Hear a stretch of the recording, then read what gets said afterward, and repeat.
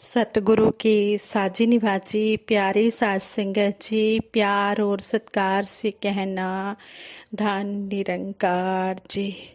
पाइयां तेरे दारे आके रहमता हजारा, दीने राती दाता तेरा शुक्र गुजारा।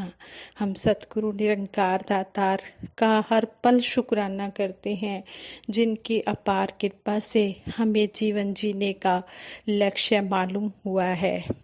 साथ संगत जी, सतगुरु हमें हर पल समझाते हैं कि मानव की सेवा ही तन्हा भगवान की सच्ची सेवा है। जो मानव की सेवा करते हैं, समझो उन्होंने भगवान की सेवा कर ली है। हर मानव में इस परम पिता परमात्मा का अंश है। ऐसे ही साथ संगत जी, दासी की एक स्टोरी पढ़ रही थी संत एकनाथ जी की। कहते हैं संत एकनाथ जी एक बार तीर्थ यात्रा पर गए तो तीर्थ यात्रा करते हुए प्रयागराज पहुँचे। उन्होंने त्रिवेणी का पवित्र जल लिया, उसे रामेश्वरम में चढ़ाने का संकल्प लेकर चल पड़े। साधुओं की कई टोलियां त्रिवेणी का पवित्र जल लेकर रामेश्वरम जा रही थी। संत एकनाथ जी भी एक टोली में शामिल हो गए। वह रामेश्वरम से कुछ ही दूर थे कि उनकी नजर प्यास से व्याकुल एक जानवर पर पड़ी। संत एकनाथ जी उसे तड़पता हुआ देखकर द्रवित हो गए। उनके मन में दया आ गई। वहां आसपास जल का कोई साधन नहीं दिखाई पड़ रहा था। इस पशु को कुछ देर और जल नहीं मिला तो यह पशु प्यास से तड़प तड़प कर मर जाएगा।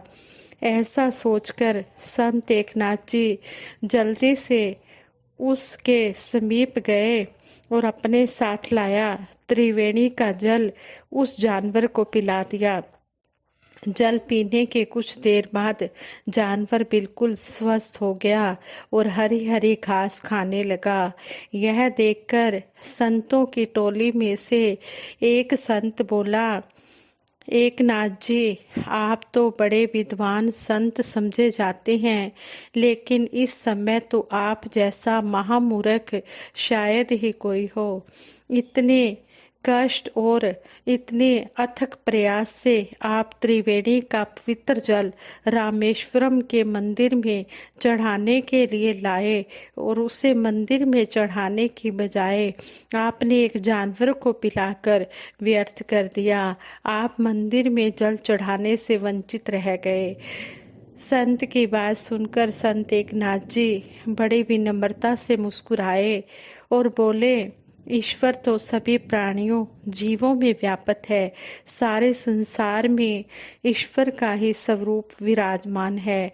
इस जीव को पानी पिलाकर मुझे सच्चे हृदय से यह महसूस हो रहा है कि मैंने रामेश्वरम के मंदिर में जल चढ़ाने का पुण्य प्राप्त कर लिया है, क्योंकि पीड़ित की सेवा करना ही सच्ची पूजा है। जो व्यक्ति मरते हुए जीव की रक्षा करना नहीं जानता, वह ईश्वर की पूजा क्या करेगा। संत एकनाथ जी का उत्तर सुनकर संत दूसरे संत को समझ आ गई कि प्रभु परमात्मा हर जीव, हर पशु पक्षी जानवर इंसान सब में व्यापक है, इसलिए हमें सभी के ऊपर दया करनी चाहिए। दया धर्म का मूल है, पाप मूल अभिमान, तुलसी दया न छोड़िए जब लग घट में प्राण। जब तक हमारे अंदर श्वास है, प्राण है, हम कभी भी दया करनी ना छोड़ें। दया धर्म का सबसे बड़ा मूल है। इसलिए हम चाहे कोई मानव हो, जीव जंतु हो, पशु पक्षी हो, कोई भी हो, हम सब के ऊपर दया करते चले जाएं। ऐसा हमें सतगुरु समझाते हैं। हमने इन बातों को अपने जीवन में कर्म रूप में धारण करते हुए अपना जीवन बिताना है। साथ संगत जी, आप सभी ने चाचा प्रताप सिंह जी के बारे में सुना हुआ है कि चाचा प्रताप सिंह जी युग प्रवर्तक बाबा गुरबचन सिंह जी महाराज के साथ ही शहीद हो गए थे। गुरु के लिए ही जिए और गुरु के लिए ही मरे।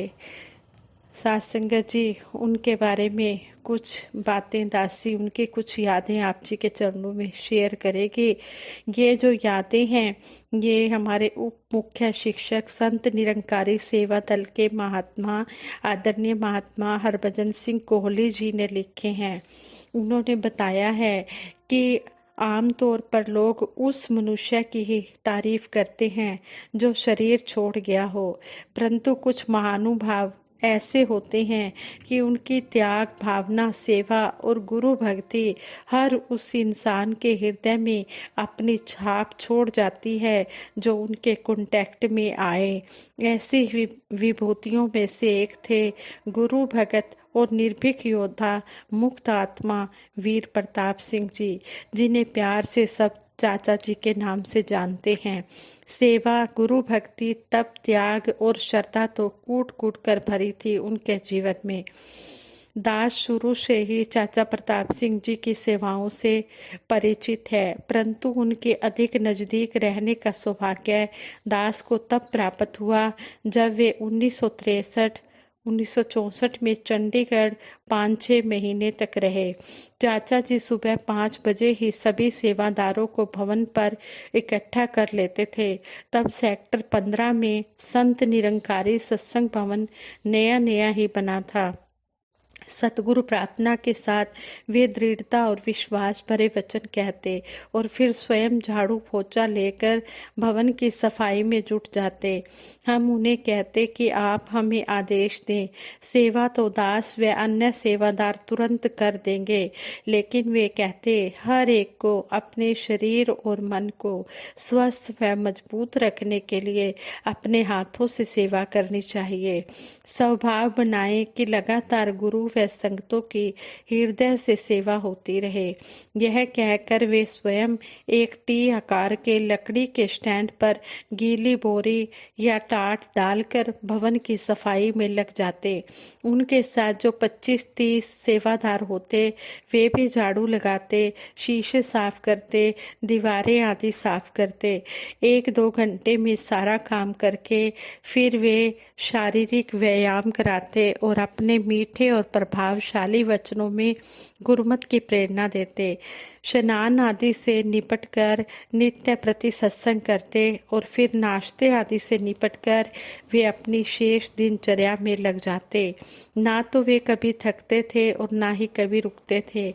शाम को काम के बाद किसी न किसी महात्मा के घर दुख सुख में शामिल होते या सत्संग करते।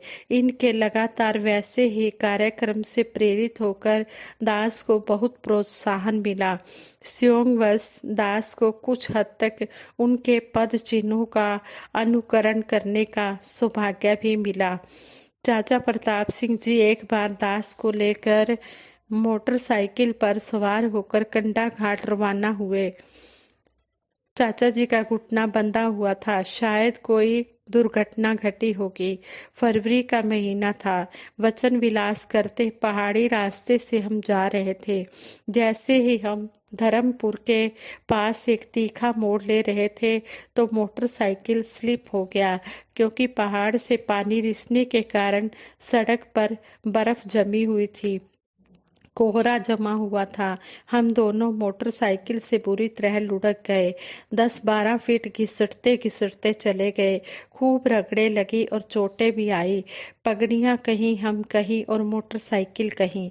शुक्र की बात यह थी कि फुटपाथ तक ही रहे, किसी गहरी खाई में नहीं गिरे, वरना हड्डी तक ना मिलती। जैसे तैसे संभले और उठे। एक दूसरे को पूछने लगे कि ज्यादा चोटें तो नहीं आई। खून बह रहा था, मगर हम दोनों यह सोचकर हंस रहे थे कि शुक्र है दातार का कि जानें बच गई। गाड़ी खड़ी की, स्टार्ट हो गई। आते जाते लोग इकट्ठे हो गए, हाल चाल पूछने लगे। जवाब दिया, ठीक है, मालिक ने बचा लिया, हम ठीक हैं। कपड़ा फाड़कर ठंडे पानी में भिगोकर पट्टियां बांधी और मोटरसाइकिल आगे बढ़ चली। रास्ते में बोले, देखो मेरे बाएं घुटने में पट्टियां बंधी हैं। सेक्टर 17 के चौराहे के पास एक्सीडेंट हो गया था। मरहम पट्टी कर ली, सूजन है, अपने आप ठीक हो जाएंगी। ये छोटी मोटी घटनाएं होती रहती हैं। किसी से कहना नहीं कि एक्सीडेंट हुआ था। कंडा घाट पहुंचे तो संगतें इंतजार कर रही थी। संगतों के प्यार में भूल गए कि कहीं चोटें भी लगी हैं। चाचा जी बहुत ही खुश थे। कहने लगे कि शहनशाह जी को जब यहाँ की संगतों के उत्साह के बारे में बताऊंगा तो शहनशाह जी बहुत खुश होंगे। गुरु को रिझाना मानो उनके जीवन का लक्ष्य था। इस तरह कहते हैं कि देश विभाजन के बाद चाचा जी अहमदाबाद में आकर बस गए। रेडियो स्टेशन में नौकरी करते और लाउड स्पीकर का बिजनेस भी करते थे।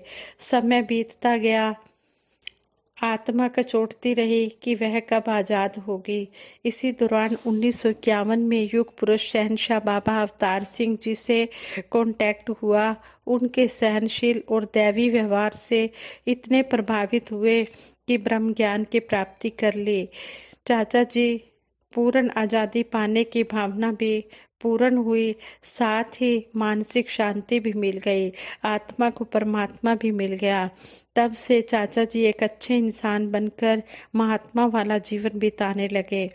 शहनशाह जी के प्यार, त्याग भरे जीवन और संत निरंकारी मिशन के उसूलों से इतने प्रभावित हुए कि नौकरी छोड़कर बाबा जी के चरणों में एक सेवक का जीवन बिताने लगे।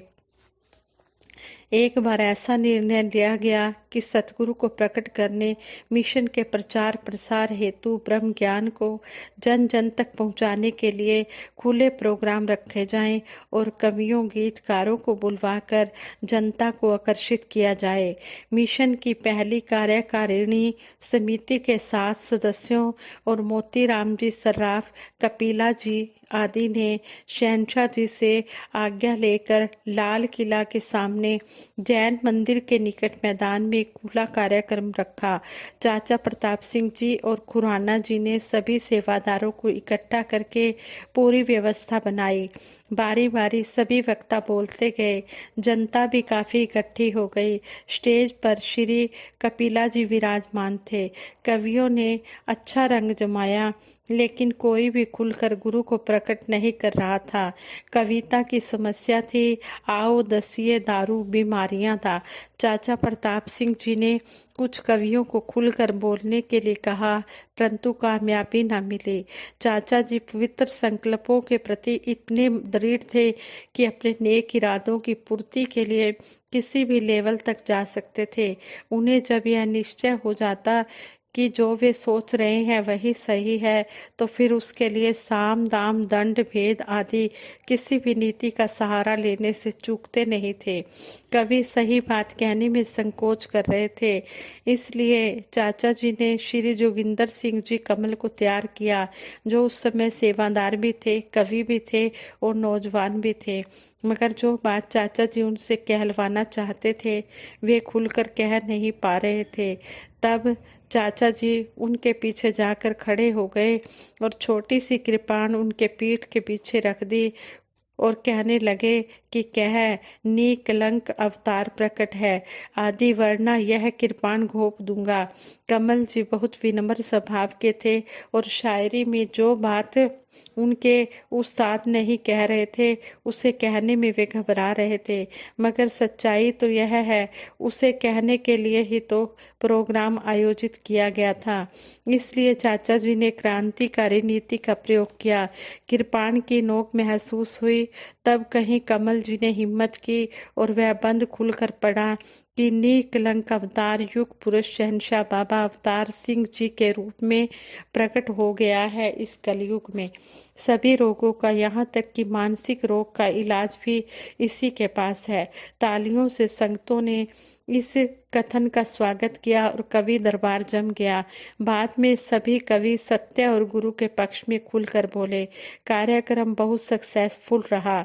सत्य के प्रति जो ठान लेते उसे पूरा कर दिखाते, ऐसे थे हमारे शूरवीर चाचा प्रताप सिंह जी। जहाँ कहीं भी सत्संग में कोई विघ्न डालने का यत्न करता चाचा जी किसी न किसी रूप में बीच में पड़कर हर एक कार्यक्रम को निर्विघ्न संपन्न कराने में सब कुछ दांव पर लगा देते थे। आज उनके दृढ़ संकल्प में निष्काम सेवा को आचरण में अपनाने की आवश्यकता है। ऐसे थे हमारे सेवा के पुंज, सच्चे सेवादार, एक निर्भीक भगत, वीर योद्धा चाचा प्रताप सिंह जी, जिनको युग प्रवर्तक बाबा गुरबचन सिंह जी महाराज के साथ याद किया जाता है, जो गुरु के लिए ही जिए और गुरु के लिए ही मरे और गुरु के साथ ही शहीद हो गए। साथ संगत जी प्रेम से कहना, धन निरंकार जी।